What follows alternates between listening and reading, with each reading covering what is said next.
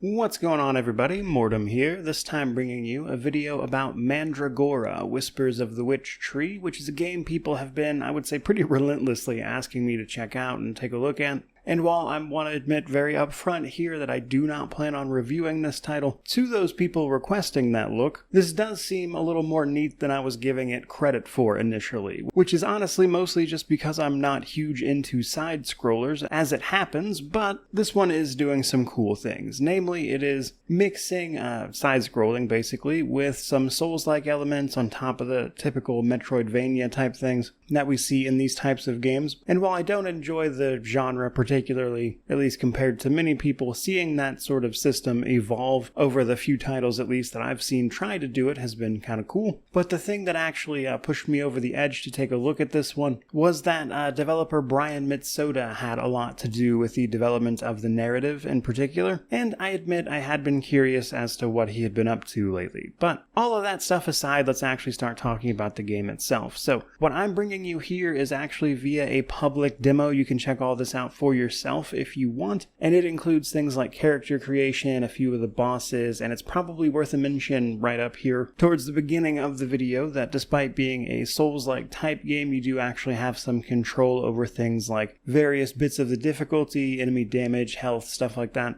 So even if you're worried about the game being too hard or something, there are a bunch of adjustable sliders here that will help you out. And you're probably going to take a look at those as part of character creation. So, in a move that surprised me a little bit, this game does feature a character creator, with the big choice we wind up making here being our player class. The demo has 3 available, but it looks like there's going to be 6 total, and these offer up various play styles. For the demo, you've basically got access to a fighter, a mage, or a thief type character. Though they do mention that this is just a starting point at, I believe it is level 25, you'll be able to mix and match classes and expand on their talent trees, because where this game does break a bit from the Souls-like formula is that upgrades seem to focus more on these talent trees than individual stats that you'll be increasing. Because while there are checkpoints scattered throughout our 2D realms, which we will rest at, which respawns monsters and we can level up here, those level ups don't actually come with base stat increases, but rather it gives you talent points to then spend on the game's various talent trees. Though you start out with access basically to the one that you can use, which is where you can do things like learn more abilities and whatnot to engage enemies with. And for at least what I've played of this game thus far, that seems like a pretty cool time. Though I will say my one critique being that the main enemy might just be gravity, as I died more to shattering my character's spine from a small drop than I did anything else. Which I thought was interesting because when it comes to the levels of this game, a lot of them have sort of secrets and things you can find by looking up and down with the camera and whatnot. And I thought it was interesting that a game like that plays around with verticality would take such a hardline stance on things like fall damage. But before I get too far ahead of myself, the premise of Mandragora is basically that we play a character who is working for someone known as the King Priest, basically the all-powerful ruler of a deeply religious government that has been tracking down and torturing and maiming witches. You took mercy on one during a public execution, more or less, and instead of torturing this poor soul, you ended the show early by simply killing them outright. This seems to have transferred some measure of power into you, which is manifested in things like your abilities, as an example. But the ruler of the land, ever shrewd, is actually going to send you on a mission to track down other witches and continue to serve him, though there's some obvious back and forth about the morality of that, and I assume there's a bit of a swap incoming in terms of your own allegiances and loyalties. But that does seem to be the gist of it. Now, out in the actual world, we basically,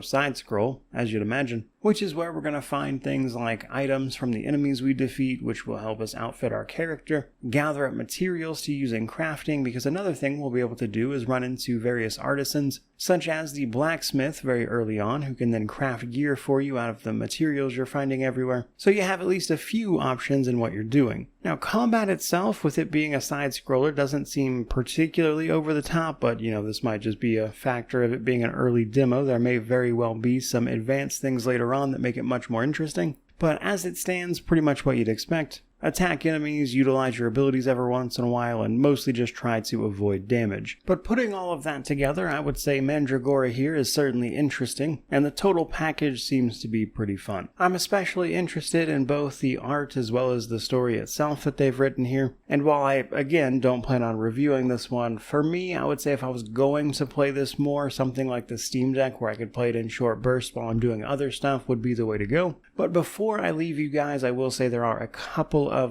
downsides to be aware of. For starters, and probably the most importantly, at least for me, is that the controls don't seem to be customizable. So if you're dealing with a wonky keybind even on controller, there's really just not anything you're going to be able to do about that, which is hopefully not going to be the case in the full game. And it does seem like, things like fall damage could be adjusted a little as moving around the levels feels like it would be much more of a thing in terms of being able to quickly move from various elevations. And yet, legitimately, small drops will take like half of your health, which, just seems to be a bit much, frankly. But those are ultimately small gripes, and I would say I'd be curious to know how things like combat and sort of build crafting ultimately wind up in this game when you're able to mix and match classes and get access to the full talent trees and everything for everyone. And that combined with the game's gear system, which seems to also pretty much be what you'd expect from something like this, allowing you to mix and match various sets of things with various bonuses and whatnot.